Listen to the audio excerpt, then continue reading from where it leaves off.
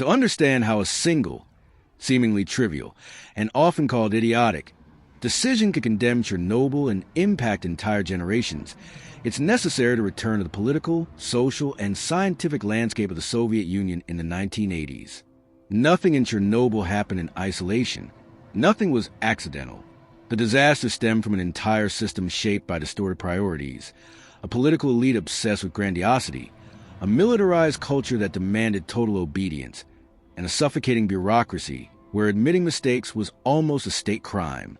It was in this environment that the RBMK reactor emerged, and with it, all the necessary conditions for a single decision to trigger the greatest nuclear catastrophe in history. The 1980s began with the Soviet Union facing profound decline. The economy was slowing, internal confidence was waning, and international prestige was weakening. The USSR was still a military superpower, but its civilian infrastructure, scientific system, and industrial capacity were showing signs of aging. To disguise the decay, the regime invested heavily in its image, grand projects, technological advancements, impressive numbers, and official reports. None of this needed to be true. It only needed to appear true to superiors. This detail, so characteristic of Soviet culture, would shape the fate of Chernobyl. Nuclear reactors were a showcase of power. They produced energy on a massive scale, symbolized modernity, and at the same time fueled military programs. Being the nation with the largest number of nuclear power plants meant demonstrating scientific superiority over the West. However, this advancement had a silent cost: haste, improvisation, and a dangerous mix of secrecy and propaganda. Failures were hidden, reports were manipulated, and engineers were pressured to meet targets that ignored internationally recognized safety standards. In the Soviet Union, the important thing was not to do things right. It was not to contradict anyone above you. The KGB, ever present, monitored everything, not to guarantee technical safety, but to guarantee ideological discipline. Soviet science, despite possessing brilliant minds, suffered from the constant fear of reprisals. Questioning a directive could result in career loss, persecution, or worse. Thus, over the years, structural errors were covered up, design problems were ignored, and risky practices became routine simply because no one wanted to be the first to raise their hand and say, "This is dangerous." Obedience was valued more than competence. Within this suffocating environment, the Chernobyl nuclear power plant was built too quickly, with a reduced budget and under strict military supervision. The RBMK reactor, chosen to equip the facility, was technically powerful but carried deep design flaws known to experts but never openly discussed. Admitting failures would be admitting that the propaganda was wrong, and propaganda in the USSR was almost sacred. At the same time, there was an almost mystical view of human control over technology. The official narrative exalted Soviet engineers as masters of science, capable of taming any physical process. This overconfidence fueled dangerous behaviors, improvised tests, ignored protocols, and exceeded operational limits. After all, if Soviet science was infallible, why fear risks? This mentality, repeated at all hierarchical levels, created the illusion that serious accidents were impossible, and this illusion paved the way for disaster. Chernobyl was also embedded in a tense geopolitical context. The Cold War still shaped internal decisions. The USSR wanted to prove to the world that it was energy self-sufficient, that it could operate gigantic reactors without depending on Western standards. Thus, any safety test, any negative report, or any failure was seen not as an opportunity for correction, but as a political threat. The pressure to present positive results was so great that operational safety became secondary. When we finally reached the end of April 1986, all the ingredients were in place: an unstable reactor, a night of internal pressures, a team trained to obey, an entire system incapable of recognizing its own errors. The idiotic decision that would seal Chernobyl's fate, reducing the reactor's power to extremely dangerous levels, didn't come out of nowhere. It was merely the final link in a long chain, built over decades of state arrogance, a culture of silence and institutional negligence. Thus, even before the fatal test began, Chernobyl was already doomed, not by physics, but by politics. To fully understand why Chernobyl became a ticking time bomb and why a single decision could trigger the explosion, it is essential to understand the structure of the RBMK reactor. This topic delves into the heart of the disaster, the design that seemed modern, efficient, and powerful, but which concealed catastrophic flaws that were not only known internally but also deliberately kept secret. The RBMK was not just a reactor with problems. It was a reactor designed within a system where politics, economics, and propaganda carried more weight than safety, and the price of this imbalance would be paid for generations. The RBMK, an acronym for High Power Pipeline Reactor, was an industrial behemoth. Unlike reactors used in the West, it did not utilize a single pressure structure to enclose a core. Instead, its design relied on hundreds of individual pressurized tubes, each containing nuclear fuel. This characteristic made the RBMK cheaper to manufacture and easier to refuel without shutting down the reactor, something valuable to USSR, which prioritized energy efficiency above all else. But it also made it dangerously vulnerable to internal instabilities. The RBMK's moderator material was graphite, an element that, while efficient in sustaining the chain reaction, also creates additional risks when combined with certain physical behaviors of the reactor. Graphite, when heated, alters the dynamics of a nuclear reaction in unpredictable ways. This wouldn't be a problem if the reactor had been designed with robust redundancies and multiple safety systems. But it wasn't. The most critical flaw, and the one that would become directly responsible for the explosion, was the so-called positive void coefficient. In simple terms, this means when the RBMK produced steam inside the core, it didn't become more stable, as Western reactors do. On the contrary, it became more reactive, rapidly increasing its power.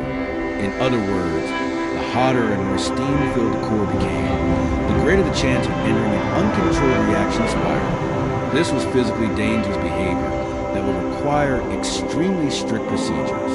But in practice, it was ignored or minimized. The second deadly flaw was in control rods, the devices used to reduce or stop the nuclear reaction. In any safe reactor, these rods are designed to enter the core and immediately decrease reactivity. In the RBMK, however, the rods had graphite tips, and this seemingly small detail was, in fact, a devastating element. When a control rod began to descend into the core, its graphite displaced water and temporarily increased reactivity. The exact opposite of what should happen under normal conditions. This spike was small and manageable, but under unstable conditions, it became deadly. The problem with the rods had been known since 1983, when another RBMK nearly suffered a serious accident in Leningrad. Internal reports warned of the danger. The solution existed and was relatively simple. Modify the design of the fuel rods, but this would imply admitting flaws. And admitting flaws was not Soviet behavior. The official decision? To ignore it. It was determined that the problem did not represent a significant risk, an assessment based more on politics than on science. Thus, the defect remained active in all RBMK reactors, including the one at Chernobyl. Another problematic characteristic was the enormous margin between what was considered safe and what was catastrophic. The RBMK had high maximum power, but its stability at low power was fragile, almost non-existent. Operating the reactor below certain permitted levels could cause an accumulation of xenon, a gas that poisons the nuclear reaction, leading to a loss of power control. This was widely known among high-level specialists, but never clearly communicated to ordinary operators. The lack of transparency about risks transformed seemingly simple routines into potential detonators. In addition to this, the RBMK lacked true containment, the shielded structure that surrounds Western reactors and prevents explosions or leaks from escaping into the environment. From the Soviet perspective, this type of protection was expensive and unnecessary. After all, if the USSR claimed its reactors were safe, why plan for explosions? This choice, motivated by pride and economics, would make Chernobyl especially vulnerable. In the end, the RBMK was a powerful, efficient, and inexpensive reactor, but deeply flawed. It possessed characteristics that demanded extreme discipline, absolute precision, and total adherence to operational rules. And, tragically, It was delivered to a system that cultivated none of these values. Thus, when the idiotic decision to reduce power was made, the RBMK responded like a predator released from its cage. Fast, violent, and uncontrollable, the disaster was already embedded in the metal. To understand how an entire group of trained operators, intelligent, experienced, and dedicated engineers could allow an unstable reactor to be driven to absurdly dangerous conditions, it is necessary to analyze not only physics or engineering, but the human culture that shaped behavior within Soviet nuclear facilities. The Chernobyl disaster was not caused solely by technical failures. It emerged from the way individuals were taught to think, obey, and act within the Soviet system. The culture of blind obedience, inherited from decades of authoritarian rule, created an environment where questioning orders was equivalent to challenging the very structure of the state, and therefore, it became safer to follow incorrect instructions than to ask for clarifications that might displease superiors. The Soviet Union was a highly hierarchical society. From schools to factories, laboratories, and military installations, the rule was clear. Whoever is above knows more, therefore they must be obeyed without hesitation. This pattern did not arise by chance. He was a direct product of Stalinism, a period in which any sign of intellectual questioning could result in imprisonment, persecution, or death. Even after Stalin's death, institutionalized fear never completely disappeared.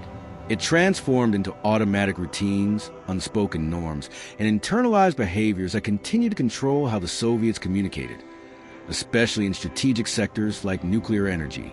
Inside the Chernobyl control room, this culture was more alive than ever. The hierarchy among operators, engineers, and administrators was rigid. The supervisor had absolute authority, and his word was law. Younger or less senior operators would never dare suggest that a procedure might be wrong, even when they had doubts. This silence was not a sign of incompetence, but of self-preservation. Many knew that a reputation for being difficult, critical, or pessimistic could destroy an entire career. The paradox is that in a nuclear environment, doubt is not weakness. It is an essential safety tool. But in Chernobyl, doubt was seen as insubordination. Soviet training reinforced technique, but ignored critical autonomy. Operators were taught to follow steps, not understand context. They knew what to do, but not necessarily why. This made them vulnerable when atypical situations arose, such as the instability caused by low power on the night of the disaster. If the protocol didn't cover that scenario, they still acted. After all, improvising could be considered disrespectful. The figure of Anatoly Dyatlov, the deputy chief engineer who supervised the test, symbolizes this phenomenon. Dyatlov was not only rigorous, he was authoritarian, explosive, and intolerant of contradiction. Operators who dared to question any order were humiliated, ridiculed, or harshly reprimanded.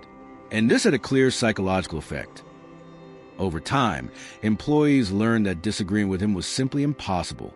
As a result, even when they perceived obvious signs that the reactor was out of control, they hesitated. They didn't want to provoke the supervisor. They didn't want to appear incompetent. And, above all, they didn't want to be held responsible for delaying a test already strained by months of postponements. This emotional environment, dominated by fear, pressure, and submission, was amplified by Soviet bureaucracy. Each nuclear power plant had rigid targets and reports that had to be impeccable. Operational problems were seen as institutional shame. Therefore, admitting risk was almost like confessing failure. Thus, whenever an obstacle rose, employees were induced to seek quick, not necessarily safe, solutions. And, to make matters worse, many state superiors without technical knowledge demanded that energy targets be met regardless of the reactor's actual condition. Meeting political demands was more important than respecting physical limits. Another key element of this culture was mandatory optimism. In the USSR, every high-ranking professional was pressured to present positive results without expressing doubt about the quality of Soviet technologies. This caused safety to be treated as a formality, a box to be ticked, not a fundamental value. The Chernobyl operators lived and worked within this mindset. They had limited access to actual reports on incidents at other reactors and often didn't even know that critical structural flaws existed in the RBMK. After all, Information was centralized, and admitting systemic failures would threaten the state's image. The ultimate consequence of this environment is brutal.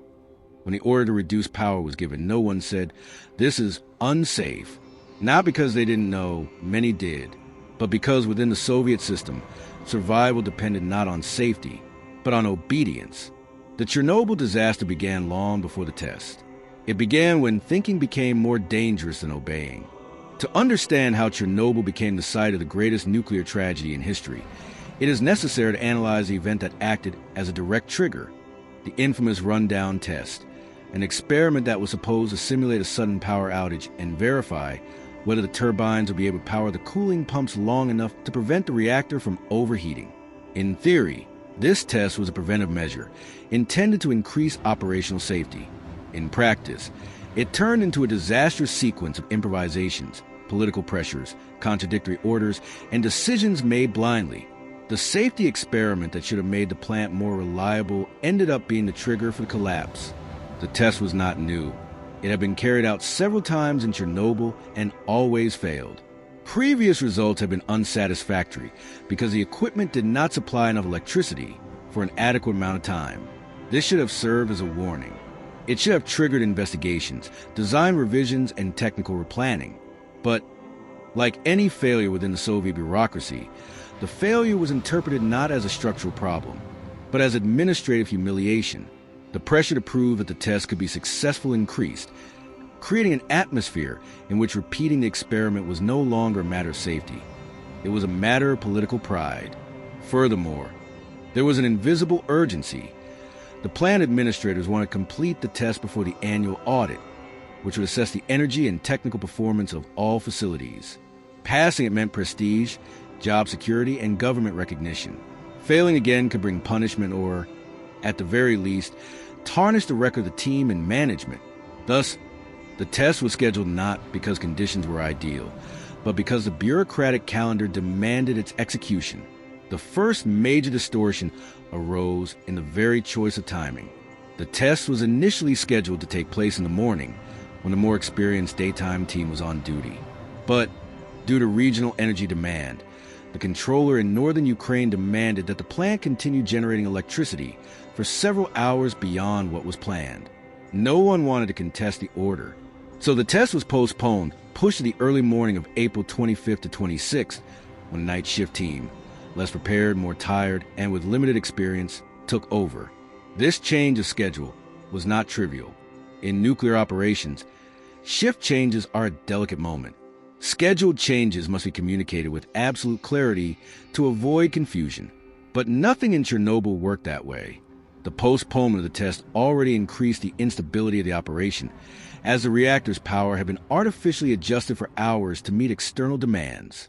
And when the shift change finally happened, the instructions given were fragmented, incomplete, and in some cases completely confusing. The rundown experiment required gradually reducing the power of the RBMK reactor to approximately 700 to 1,000 megawatts thermal, which will allow the safe execution of the test without compromising nuclear stability. However, due to delays, truncated instructions, and hasty decisions, the reactor ended up being reduced far beyond the safe limit, reaching extremely dangerous levels where the RBMK's behavior became unpredictable due to the accumulation of xenon. This initial error should have been enough to cancel the test, and any experienced operator in a country with a safety culture would have done just that. But in the USSR, canceling meant admitting failure, and admitting failure meant facing superiors, negative reports, and possible administrative sanctions. Thus, even with unstable power, even with inconsistent indicators, and even with the reactor already showing clear signs of anomalous behavior, the operators received a simple order: continue. The most ironic thing about this whole situation is that the test, although called a safety experiment, violated practically all the minimum criteria for nuclear safety. It required disabling automatic protection systems that could shut down the reactor if the situation got out of control. It required operating the RBMK under conditions for which the design had not been conceived. And, more seriously, it required operators to ignore standard procedures that existed precisely to avoid dangerous extremes. But the test had to be done. That was the mentality. The goal of the experiment was not to protect the population, the team, or the environment. It was to satisfy a bureaucratic requirement and demonstrate, on paper, that the RBMK was capable of maintaining refrigeration without external power. The experiment that was supposed to increase safety only happened because no one dared to say no. And this inability to refuse an order, even an absurd one, will be the common thread linking all the tragedies of that early morning. Chernobyl didn't explode because of the test. It exploded because the test should never have been attempted. When we analyze the Chernobyl disaster, it's tempting to see it as a result of a single mistake, that stupid choice. But the uncomfortable truth is that between midnight and 1:30 a.m. on April 26, 1986, a chain of human errors unfolded in such an absurd, improbable, and grotesquely avoidable way that any one of them, in isolation, would have been enough to prevent the catastrophe. However, they all happened in sequence, as if fate were being guided by incompetent, frightened hands convinced that nothing bad happens in the Soviet Union. This arrogant thinking, the fruit of years of propaganda and repression, created the perfect scenario for negligence. The first failure of the night was psychological. The team that took over the shift was already exhausted. Many technicians had worked more than 12 hours, and others had been hastily summoned because the test had been repeatedly rescheduled. This meant operators with reduced attention and irritated supervisors try and fulfill delayed orders for reasons they didn't even fully understand. In practice, the test began in an environment of silent chaos. The second failure was at the control desk. In trying to keep the reactor running after the delay, the operators reduced the power to such low levels that the RBMK entered an unstable zone. This wasn't just a technical problem. It was against operational protocol. It was explicitly and clearly prohibited. And yet they did it. Why? Because the objective was no longer safety. It was to complete a test that had to happen no matter what. Political pressure, fear of retaliation, a culture of obedience. All of this weighed on decisions that, under any technical logic, should have been stopped immediately. The third failure was even worse. Upon realizing they had accidentally dropped the power to near zero, the operators began a risky maneuver to resurrect the reactor. This required the almost complete removal of the control rods, exactly the prohibited procedure that transformed the RBMK into an unstable monster. There's no other name for it. It was technical insanity driven by fear and pride. The fourth failure occurred when the team noticed signs that the reactor was behaving unpredictably. Alarms sounded. Numbers fluctuated dangerously. Instruments showed anomalous readings. And yet, no one stopped the test. Why? Because stopping meant admitting that the reactor was out of control. And admitting that could end careers, result in investigations, and open the door to severe punishments in the Soviet Union. So, the team continued as if conducting a trivial experiment, when in fact they had already lost control. The fifth failure was the deliberate deactivation of the automatic safety systems. Yes, they turned off what could have saved the entire reactor. They did this because the mechanisms interfered with the test, and because they believed, erroneously, that they understood the RBMK's behavior better than its own designers. This arrogant attitude, typical of environments where mistakes are not tolerated, transformed the reactor into a time bomb without any emergency safety mechanism. At 1:23 a.m. on April 26th, when they finally gave the command to begin the test, the RBMK was already conditioned to fail. The power began to rise, slowly and silently, like a sleeping beast awakening. The operators observed numbers that, although alarming, did not yet seem catastrophic.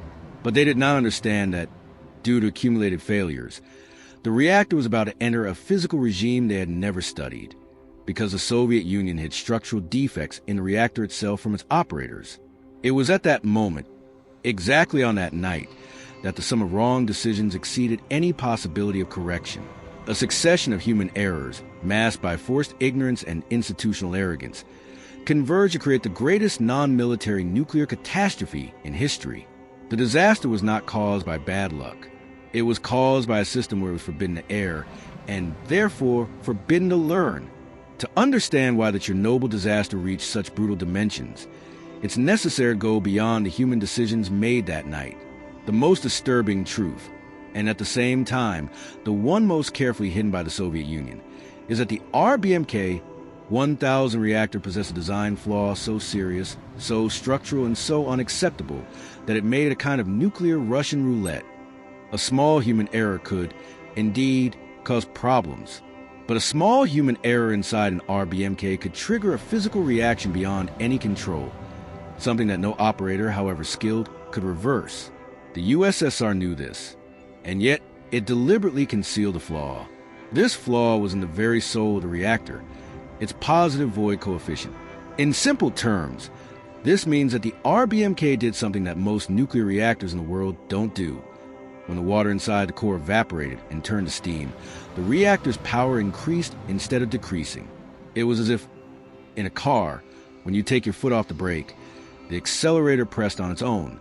This absurdly dangerous behavior was known to the reactor's design scientists. Internal documents have been warning about it since the 1970s. But in the Soviet Union, admitting technical flaws was an admission of political weakness. Therefore, the operators simply weren't informed. They worked for years without knowing they were sitting on an unstable reactor that reacted unpredictably whenever subjected to certain power settings. The second major flaw was even more alarming: the design of control rods, responsible for containing the nuclear reaction and reducing power. In well-designed reactors, these rods enter the core carrying materials that absorb neutrons, rapidly decreasing reactivity. In the RBMK, however, the rods had graphite tips that, during the first few seconds of insertion, increased the power. That's right. The tool created to interrupt a nuclear reaction began, for a few moments, to accelerate that same reaction. It's difficult to imagine a more dangerous engineering error. And, once again, this crucial information was not fully known to the operators.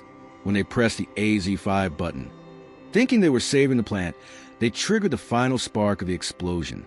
The third flaw was in the instruments. The RBMK's measuring systems were incapable of correctly displaying the true power levels in certain extreme situations.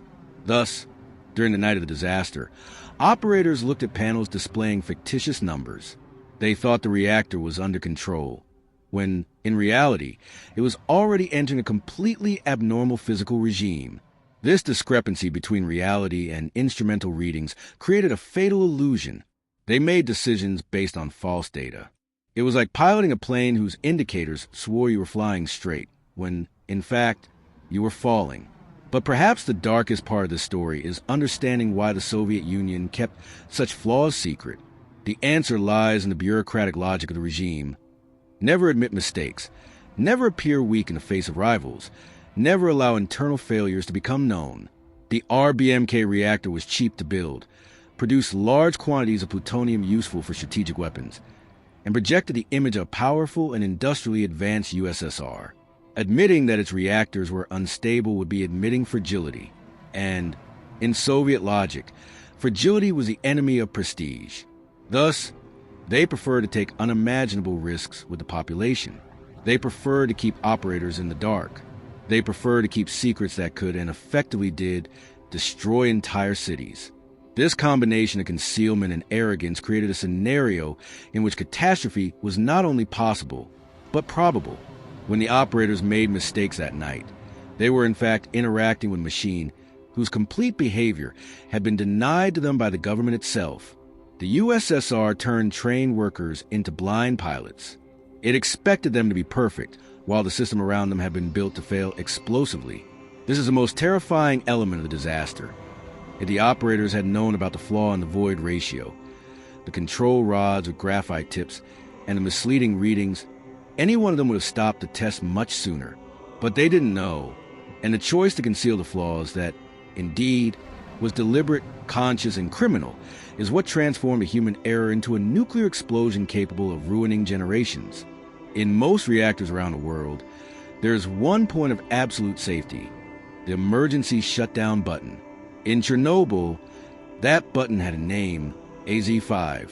It was a last resort, the final barrier between an out-of-control reactor and unimaginable disaster. Operators were trained their entire lives to trust it. If everything goes wrong, the plant manual said, press AZ5. It will always save the reactor. This almost religious belief in the system's infallibility was, ironically, the final blow that pushed the RBMK to the explosion. Blind trust replaced technical understanding. And in that early morning, that trust cost the future of an entire region. At 1:23:40 a.m. on April 26, 1986, Shift Supervisor Alexander Akimov made the most dramatic decision of his career. He pressed the AZ-5 button, believing he was saving the plant. The gesture was instinctive, desperate, automatic. He didn't know. He couldn't have known that in the RBMK reactor, AZ-5 didn't mean immediate safety. It meant temporary danger. The graphite tips on the control rods ensured that, during the first moments of insertion, reactivity increased before falling. It was like a car's brakes accelerating before stopping. An anomaly so absurd it seems like a joke, but it wasn't. It was real. It was fatal. And nobody there knew to understand the impact of that moment. Imagine what was happening inside the reactor at the exact instant Akimov pressed the button. The RBMK was already unstable. Nuclear power was oscillating violently.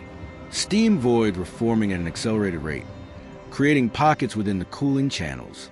Liquid water was being replaced by steam, and this, instead of reducing the nuclear reaction, increased it even more due to the damn positive void coefficient. The core was, in essence, going crazy. And it was in this scenario of internal chaos that AZ-5 was activated. The control rods began to descend far too slowly. It took them 18 to 20 seconds to fully insert, an absurd amount of time in an emergency situation. The start of the descent was enough to trigger the catastrophe. The graphite tips entered the core first, displacing the moderator water and creating a brutal spike in reactivity. Some fuel channels, already superheated, couldn't withstand the sudden surge in power. They deformed. They ruptured.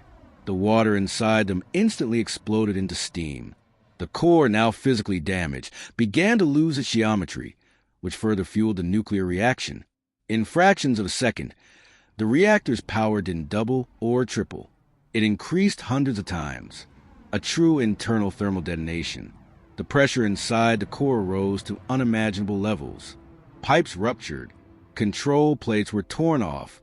The 1,000-ton roof of the RBMK structure was launched upwards like a poorly placed pot lid. And then came the initial explosion, a shockwave that destroyed the reactor building. But the horror didn't end there. Seconds later, a second explosion, even more powerful, hurled fragments of burning graphite and nuclear fuel out of the reactor, spreading radiation at levels 5,000 times higher than the safety limit. The night over Pripyat was illuminated by a ghostly blue glow, the result of air ionization. People on balconies observed the phenomenon, unaware that they were being bathed in deadly radiation. Inside the control room, Akimov and Topchinov were stunned. They couldn't believe what they were seeing. They couldn't accept it, and they repeated in shock. The reactor's intact. The reactor cannot explode. It wasn't stubbornness. It was a result of years of technical indoctrination. The Soviets said that an RBMK was unexplodable, a dogma that had proven tragic. The cruelest part is that if the defect in control rods had been revealed to the operators, the AZ-5 button would never have been pressed while the reactor was in that condition. They would have evacuated the core, closed valves, and aborted the test much sooner. But the Soviet government's choice to conceal critical information transformed the safety button into a detonator. Akimov would die weeks later, still convinced that he had done everything right. He never knew that the button he pressed with the intention of saving lives was, in fact, the final trigger of the explosion. If there's one element that transformed the Chernobyl disaster from a catastrophic nuclear explosion into a human, social, and political collapse of global proportions, that element was the lie. Not the sophisticated lie, carefully orchestrated in Moscow offices, but the automatic, instinctive, almost reflexive lie. The kind born from decades of bureaucratic culture, where admitting failures is more dangerous than confronting them. The first lie of Chernobyl was told minutes after the explosion, and that lie defined everything that came after. It delayed the evacuation. It increased the deaths. It spread radiation. It multiplied the suffering. It condemned an entire population to unnecessary exposure. And, above all, It showed the world the true nature of the Soviet system. Immediately after the explosions, the control room was in shock. The reactor had disappeared, literally, where there had once been a core operating at thousands of degrees Celsius. There was now a flaming hole, scattering incandescent graphite and nuclear fuel everywhere.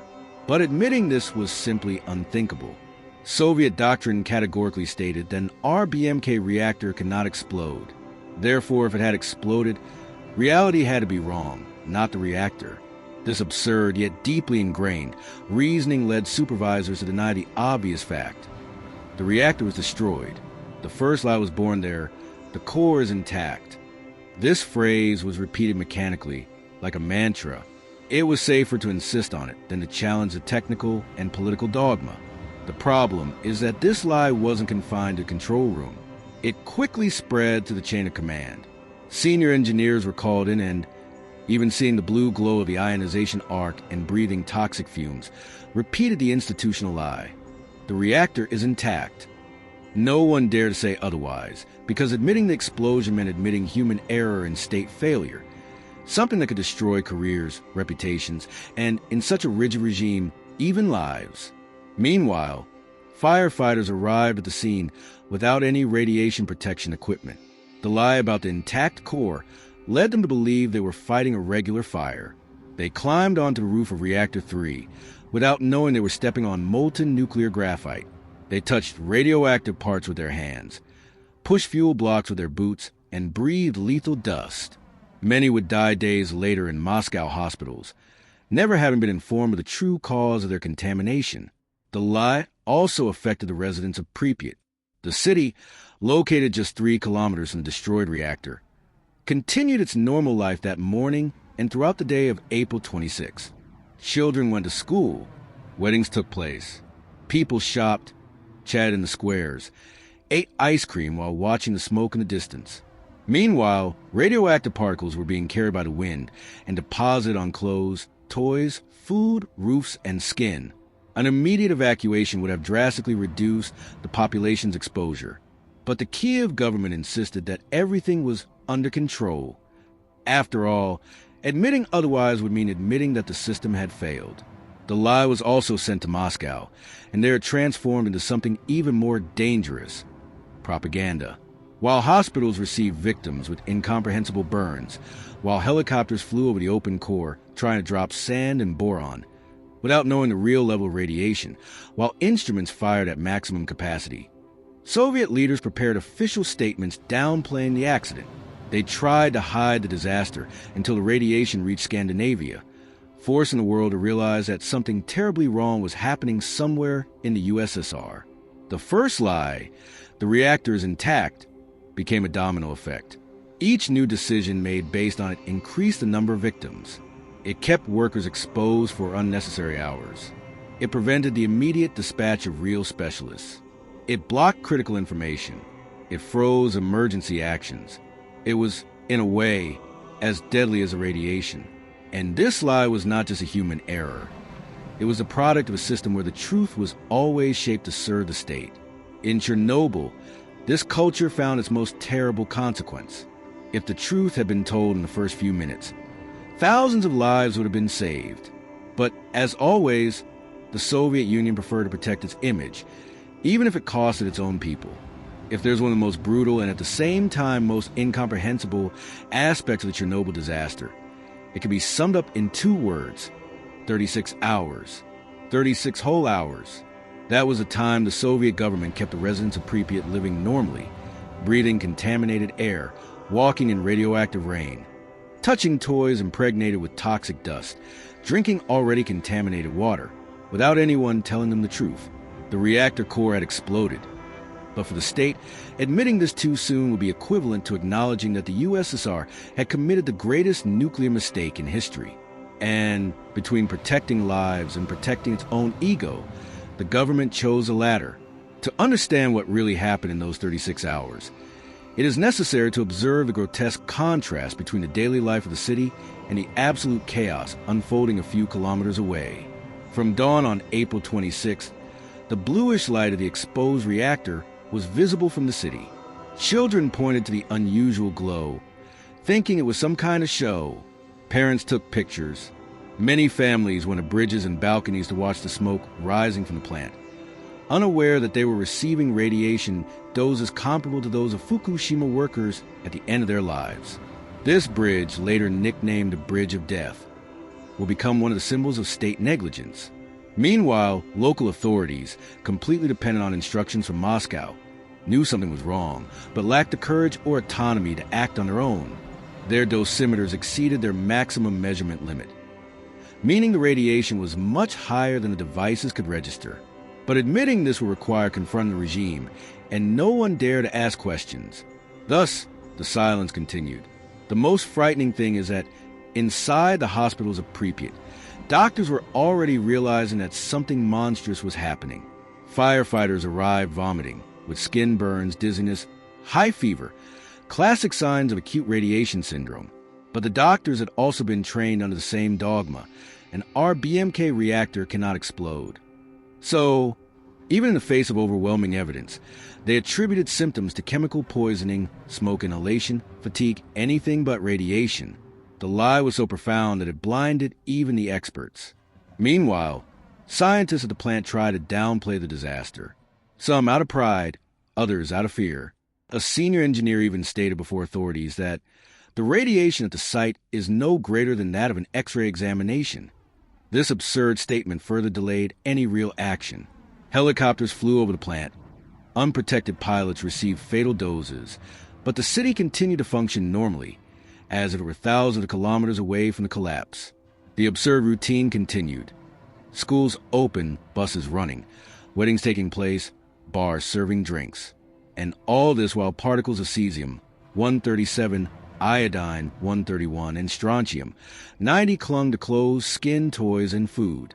Mothers hung clothes on the clothesline, without knowing they were spreading radiation throughout the yard.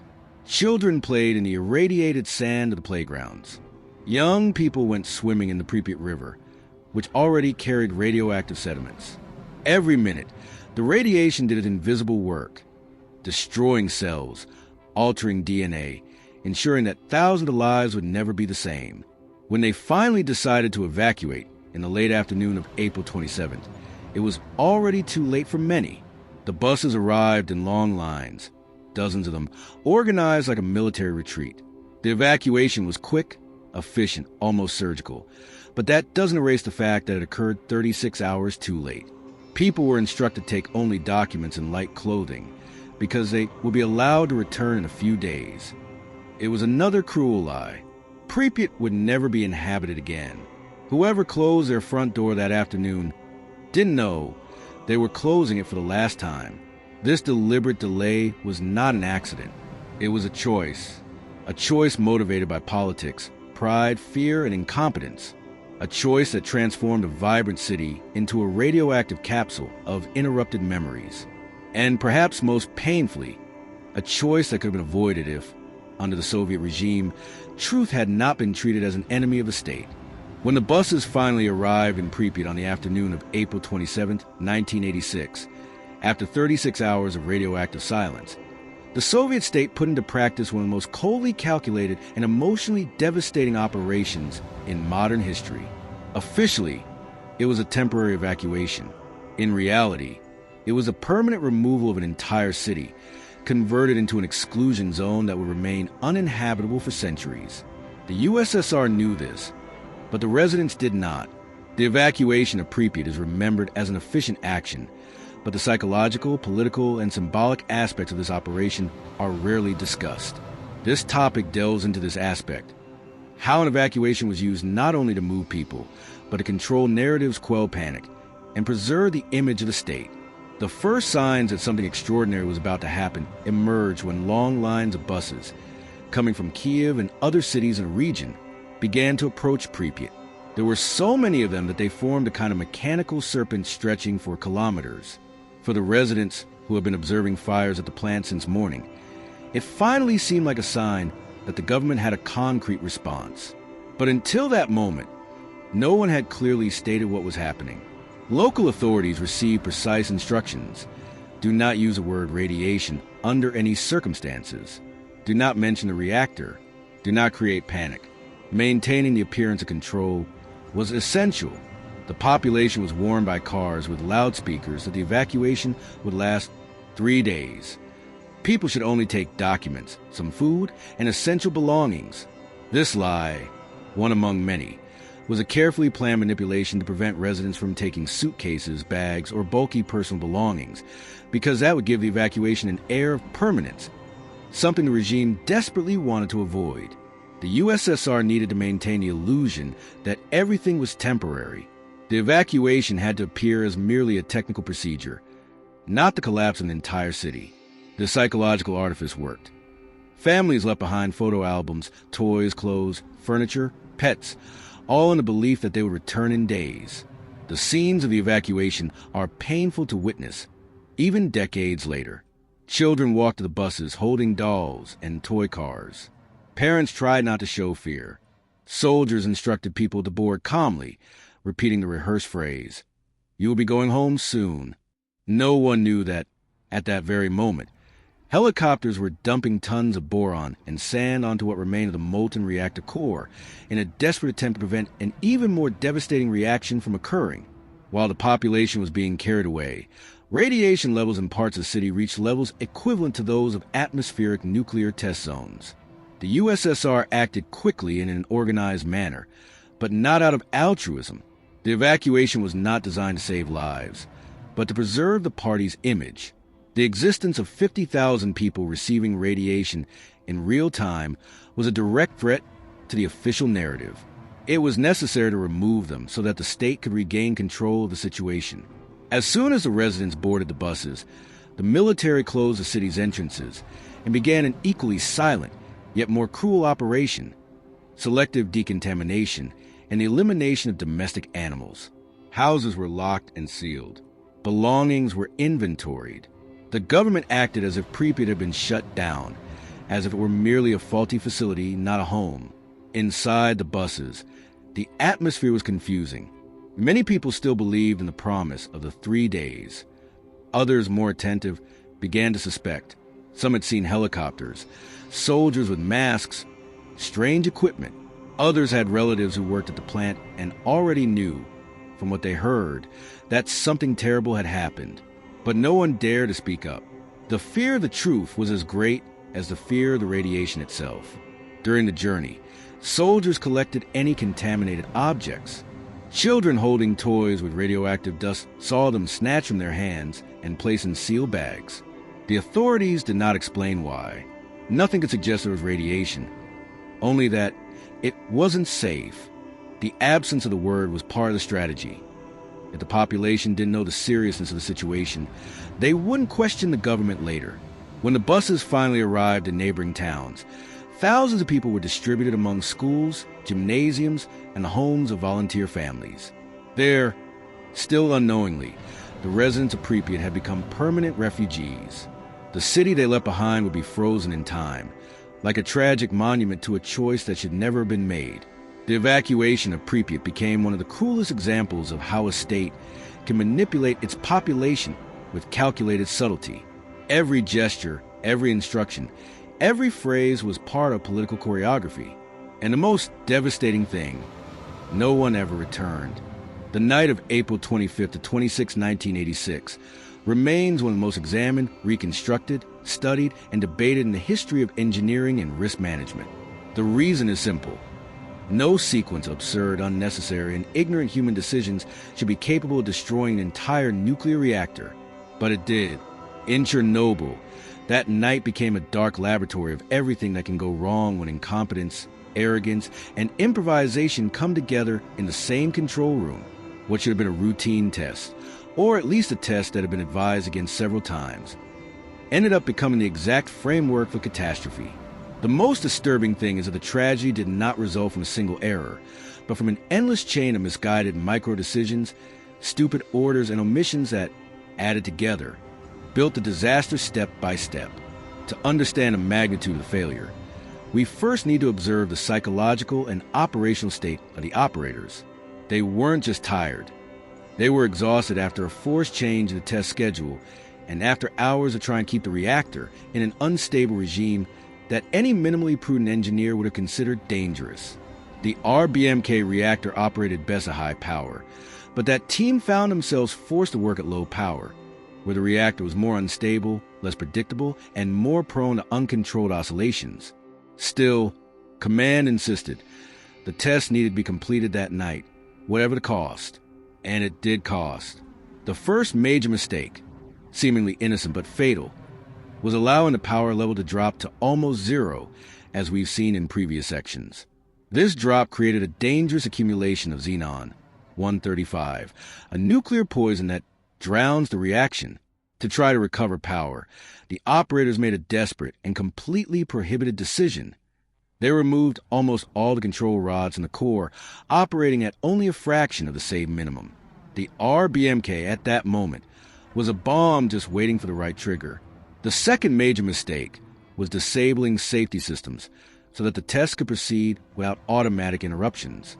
This in itself would be enough to classify the operation as criminal, but the gravity becomes even greater when we realize that many operators didn't even know exactly how all the systems they were shutting down worked.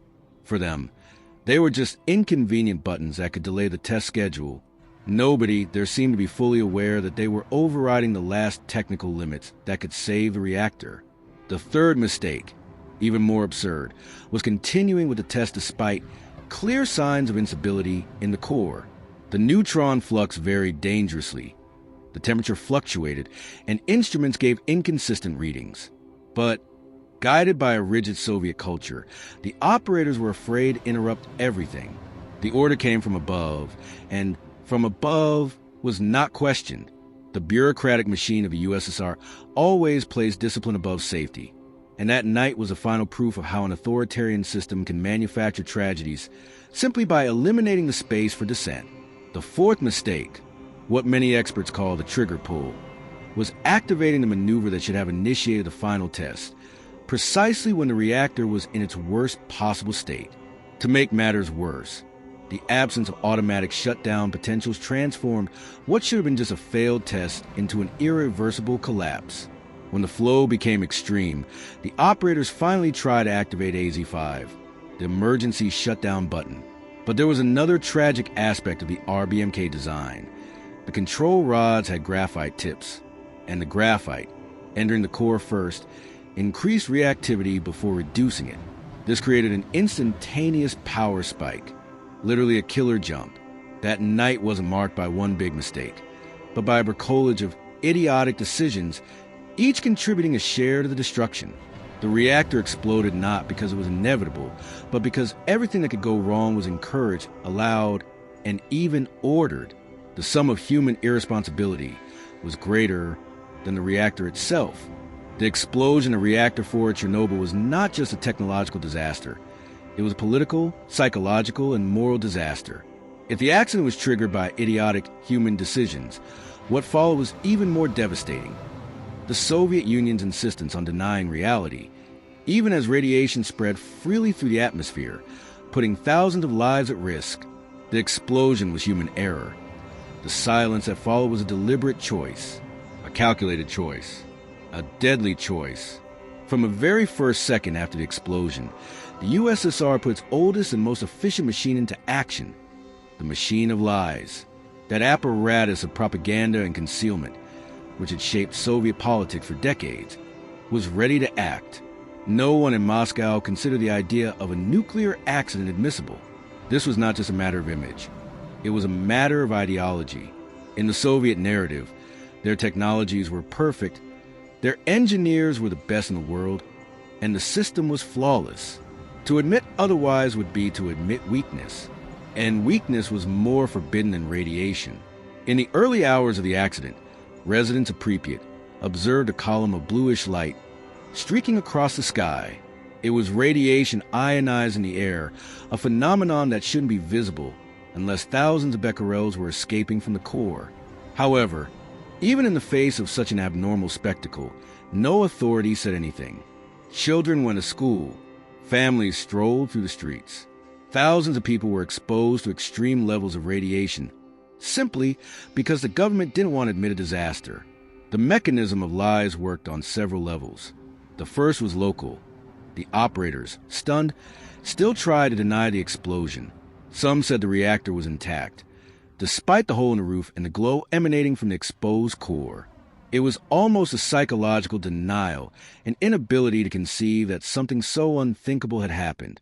But this childish denial quickly gave way to systematic denial built on orders and threats.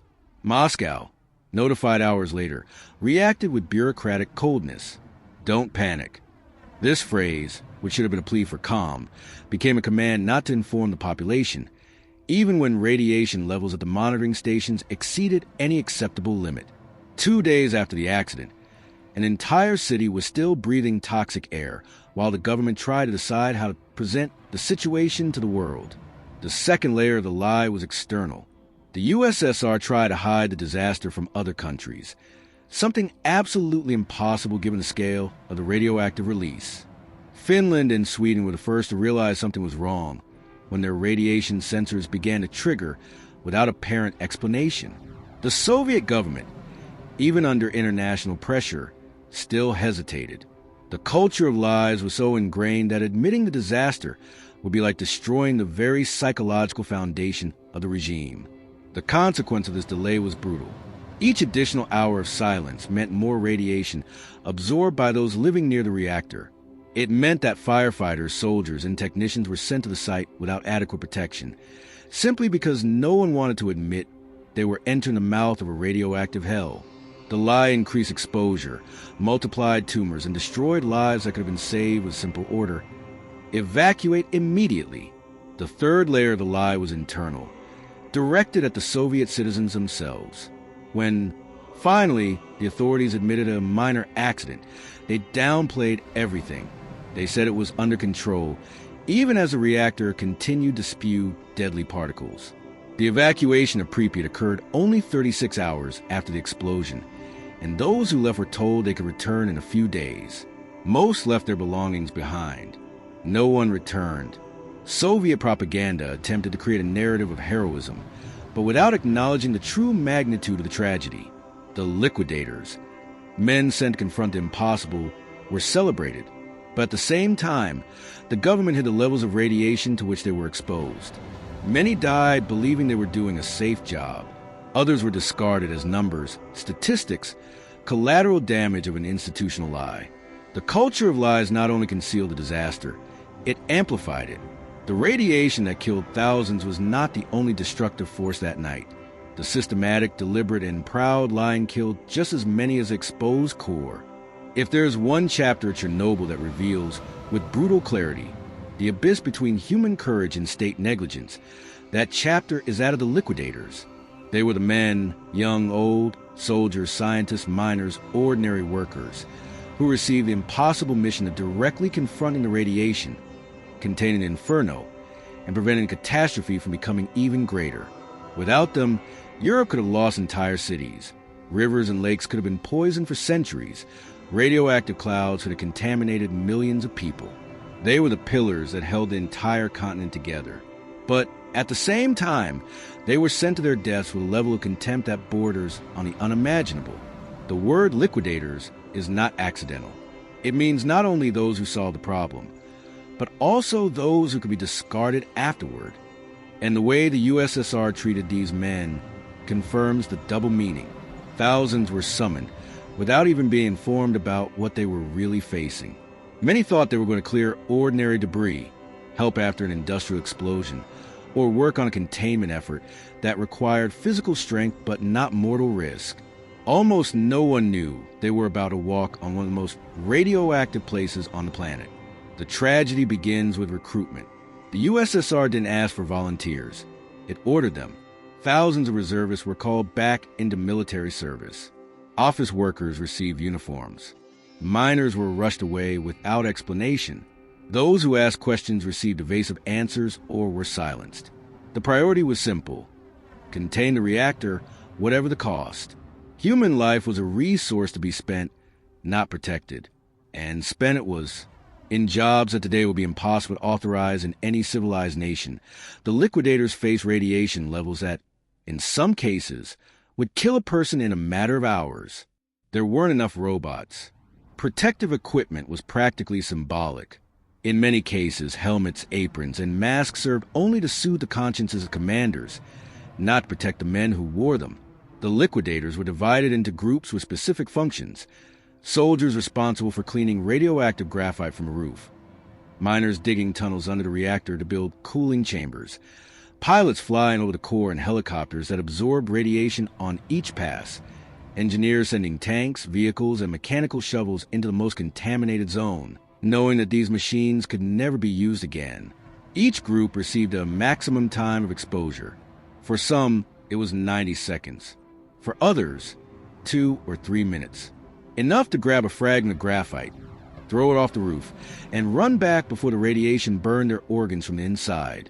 The image of these men running, accelerated by panic and urgency, is today one of the most symbolic of catastrophe. Many of them left the danger zone without feeling anything. No immediate pain, no visible burns. But inside their bodies, cells were being destroyed, DNA strands were being broken, organs were silently collapsing. Radiation doesn't warn, it simply executes. For years, the Soviet government hid the true numbers of dead and ill among these workers. Official statistics were manipulated, reduced, reinterpreted. Some documents were destroyed. Others were classified as secret. The objective was clear: to preserve the narrative of state efficiency, even if it meant denying treatment, pensions, and recognition to the victims. Many liquidators had to fight alone against tumors, necrosis, multiple organ failure, cataracts, infertility, and dozens of other long-term effects. The USSR treated its heroes as replaceable parts of a rusty machine. Even so, despite the abandonment, their sacrifice saved millions of lives. If the reactor had melted down to the groundwater pools, the explosion that could have occurred would have been equivalent to a dirty weapon of continental proportions. If the roof hadn't been cleaned, the initial sarcophagus could never have been built. If the miners hadn't stabilized the reactor base, European soil could have been poisoned for centuries. They held up the world with their bare hands. And the most tragic thing is that they did it unknowingly, without recognition, without respect, and often without choice. They are the unseen heroes of Chernobyl, the men who died so that the continent could continue to live, men who should have been protected and honored, but who were sent to be sacrificed as if they were disposable.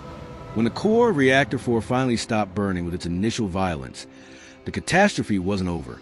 It had merely changed form. The explosion was no longer the central threat.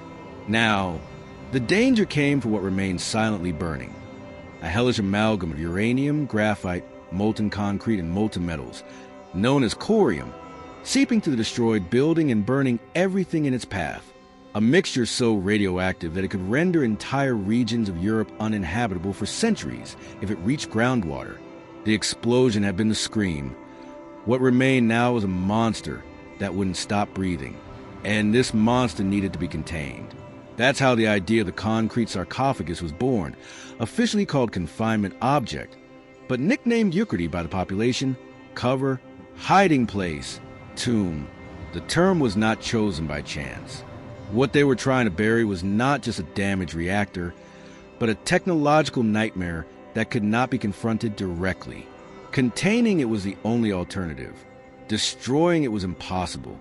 Every breath from that exposed core released more radioactive particles into the atmosphere. Each day of delay meant additional tons of contaminated dust being carried by the wind. It was literally a race against time and against invisible death. The project began with improvised plans, hastily drawn up, revised as they were being executed, and adapted to each new obstacle. There was no precedent in the world for this. No nuclear engineering textbook explained how to seal an exploded, partially melted, unstable, and inaccessible reactor. Soviet engineers were trying to create an unprecedented solution with limited tools, scarce resources, and intense political pressure. It was a technical, human, and moral challenge that demanded, once again, men willing to face radiation without full protection. Construction began with the removal of tons of radioactive debris, a task that no machine could perform alone.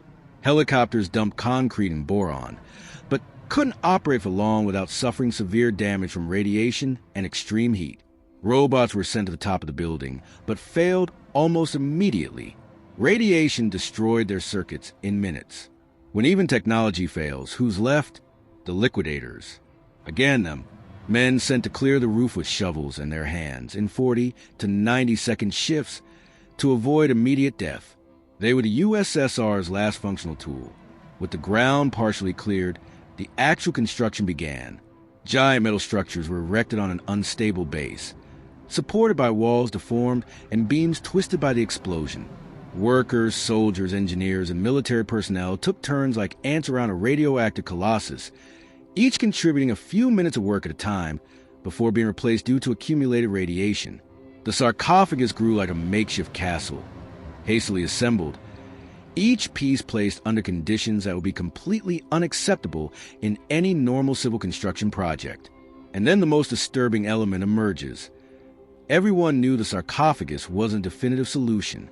It had been hastily designed, built with materials that couldn't withstand decades of intense radiation, and without sufficient precision to guarantee a perfect seal. It was an emergency solution, intended to last 20 to 30 years. In other words, it was a bandage placed on an open wound that would never heal on its own. But at that moment, it was the best they could do. The concrete tomb was finally completed in November 1986, just 7 months after the explosion, an absurd time frame for a project of that size. When viewed from afar, it looked like a solid, imposing, almost reassuring structure. But inside, it was a patchwork quilt supported by makeshift columns, with cracks that allowed radioactive dust to continuously escape. It was a prison for the monster, but a prison with cracks. Even so, the sarcophagus fulfilled its role. It contained the worst, slowed the leak, prevented the continental spread of radiation, stabilized the reactor, and gave the world time to think about better solutions. It saved millions of lives. It cost thousands. Decades later, the structure began to crumble, and the world had to build a new sarcophagus, larger, more resistant, more modern, to cover the first. Chernobyl didn't end in 1986, nor in 1990, nor today. It continues to live, breathing through successive layers of concrete, steel, and human sacrifice. The sarcophagus is not just a monument to tragedy. It is a monument to haste, incompetence, courage, and the exorbitant price humanity pays when trying to correct a mistake that should never have been made. When the world finally managed to breathe after construction of the first containment sarcophagus, many believed, or want to believe, that the nightmare was over. But Chernobyl is not an event frozen in the past. It is a ghost that continues to haunt the present and will still influence the future for many generations.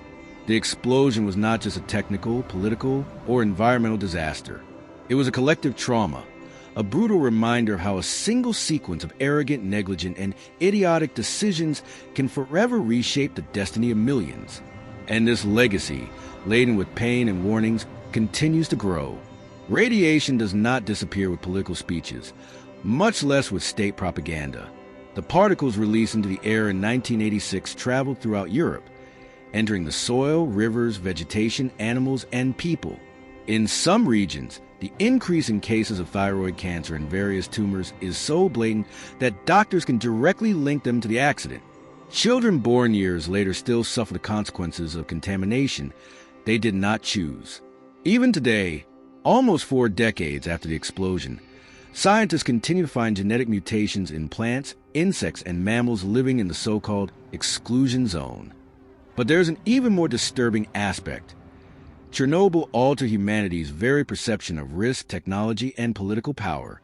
Trust in nuclear energy was profoundly shaken. In Europe, several countries canceled projects, shut down reactors, and even rewrote entire energy policies. All because a group of Soviet commanders decided, without technical basis, without ethics, and without humility, to insist on a test that should not have been done. An idiotic choice. A choice that became an international scar. And the psychological impact didn't just affect governments. It affected individuals.